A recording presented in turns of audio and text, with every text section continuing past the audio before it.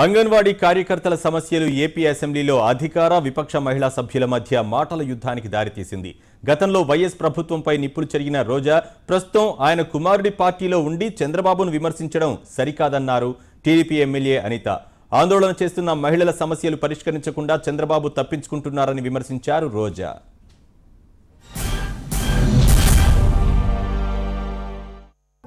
ఈ రోజు తమ సమస్యలు తెలియజేసుకుని తమ కష్టానికి ప్రతిఫలం ఇవ్వాలని చెప్పి అడగడం కోసం ఎన్నో కార్యక్రమాలు చేశారు అంగన్వాడీ వర్కర్లు, హెల్పర్లు. ఈ రోజు ఆంధ్రప్రదేశ్ లో మీరు చూస్తే అంగన్వాడీ వర్కర్ కి 4200, హెల్పర్ కి చూస్తే 2200.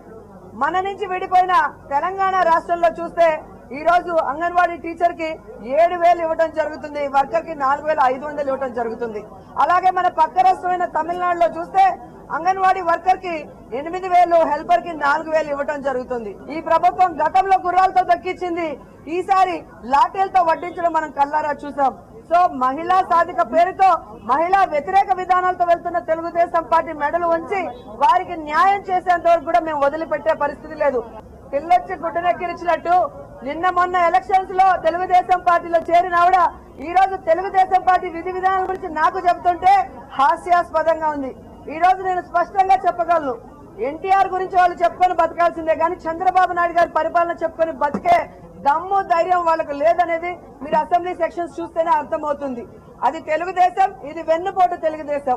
చంద్రబాబు నాయుడు ఎప్పుడైతే అబద్దాలు చెప్పడం మానేసి తన మంత్రులు, ఎమ్మెల్యేల చేత అబద్దాలని నిజాలు చేయాలనే ప్రయత్నం చేస్తున్నాడో, అవి మానేస్తాడో ఈ రాష్ట్ర ప్రజలు బాగుపడతారు, ఈ రాష్ట్రం బాగుపడుతుంది, ఎన్టీఆర్ గారి ఆత్మ కూడా శాంతిస్తుంది. కాబట్టి వారు ఏవైతే వాగ్దానాలు ఎన్నికల ముందు చేశారో వాటిని నెరవేర్చడానికి ప్రయత్నం చేయకుండా 10 ఏళ్లు గడుస్తున్న గత ప్రభుత్వాలని చెప్పుకొని బ్రతకడం సిగ్గు చేయడానికి కూడా ఈ సందర్భంగా తెలియజేసుకుంటారు. ఒక సెకండ్ ని ముందు పెట్టి మహాభారతంలోనే ఒక సెకండ్ ని ముందు పెట్టి మొత్తం మహాభారతం అంతా నడిపిస్తారంట.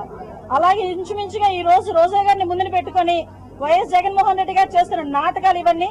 దయచేసి మహిళా నేతలకి, మహిళా సంఘాలకి ఒకటే విజ్ఞప్తి, ఇదే రోజా గారు ఈ రోజు ఇంతలా మన గురించి పోరాడుతున్నారన్న ఫీలింగ్ తీసుకొస్తుంది. ఇదే రోజా గారు ఒకనొక టైంలో మహానేత, ఈ రోజు అంటున్నారు మహానేత, మాకు గౌరవ ముఖ్యమంత్రి అని చెప్పి, మాజీ ముఖ్యమంత్రి అని చెప్తున్న రోజా గారు అదే టైంలో ఇదే అంగన్వాడీల విషయంలోకి వచ్చేసరికి బట్టలు ఉడేలా కొడతారా అని, మేం బట్టలు ఉడేలా తంతామని, ఒంగోబెట్టి తంతామని, ఇలాంటి రకరకాల అంటే అన్పార్లమెంటరీ లాంగ్వేజ్ యూజ్ చేసి ఒకనొక టైంలో రాజశేఖర రెడ్డి గారిని తిట్టిన ఈవిడ ఈ రోజు అదే రాజశేఖర రెడ్డి గారి ప్రభుత్వాన్ని, వాళ్ళ కుమారుడి గారి ప్రభుత్వాన్ని, అంటే ప్రతిపక్ష నేతగా, ప్రతిపక్ష సభ్యురాలుగా కూర్చొని ఈ రోజు తిరిగి మాట్లాడుతున్నారంటే రాజకీయంగా ఎథిక్స్ లేవు అని ప్రత్యక్ష నిదర్శనం. ఒకనొక టైంలో అతను అంతలా తిట్టి చంద్రబాబు నాయుడు గారు ఈ రోజు భిక్ష పెట్టారు ఆవిడకి.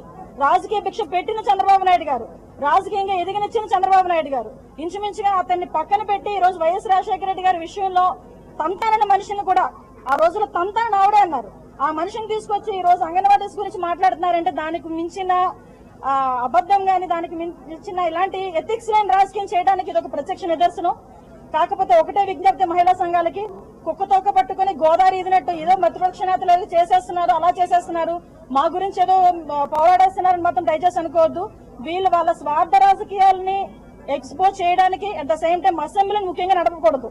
అదొకటి వాళ్ళకి మెయిన్ టార్గెట్. ఏంటంటే దీనికి మీ గురించి ఇంకా పోరాడాలనుకుంటే అసెంబ్లీ లేని టైంలో కూడా పోరాడొచ్చు కదా, మరి అటువంటి టైంలో ఎందుకు పోరాడట్లేదు వాళ్ళు?